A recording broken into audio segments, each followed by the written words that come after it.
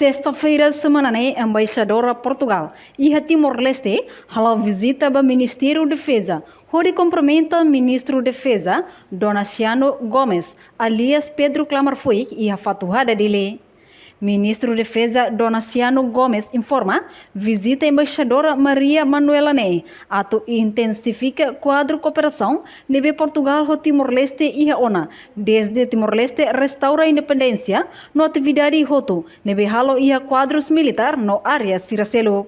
Senhora Embaixadora, Portugal visita o Ministério da Defesa, em primeiro lugar para cumprimentar o Ministro FON e o Ministério da NEM, e em segundo lugar para também intensificar o quadro de cooperação e marcar Portugal e o Timor-Leste desde o princípio da restauração da independência e atividades sobretudo no Macalo e o quadro militar, assim como a área Siracelo, também há uma discussão no dia.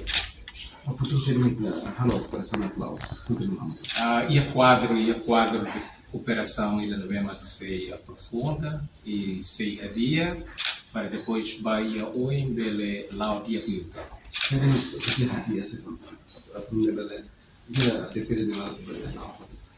da Labarak e a Portugal sempre foi apoio, foi assistência, vai a formação, vai a assessorias e vai a trabalhos balão mais concreto nessa equipa móvel para também para a Itenema e a NEM, não é, mas a Itenema vai forma e a Portugal.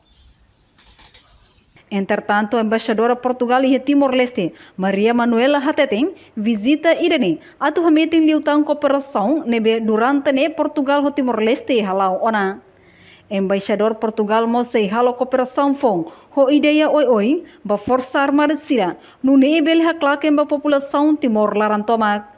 Apresentar os cumprimentos em representação de Portugal ao Sr. Ministro, dizer o quanto consideramos a grande consideração que temos pelas Forças Armadas e pela cooperação bilateral que temos sem interrupção desde os tempos idos da resistência, e também explorar novas formas de cooperação.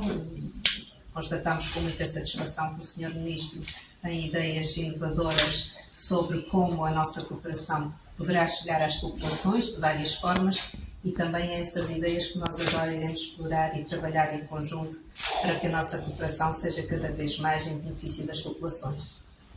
Reportagem Melania Conceição Augusto Neno, Televisão Timor-Post.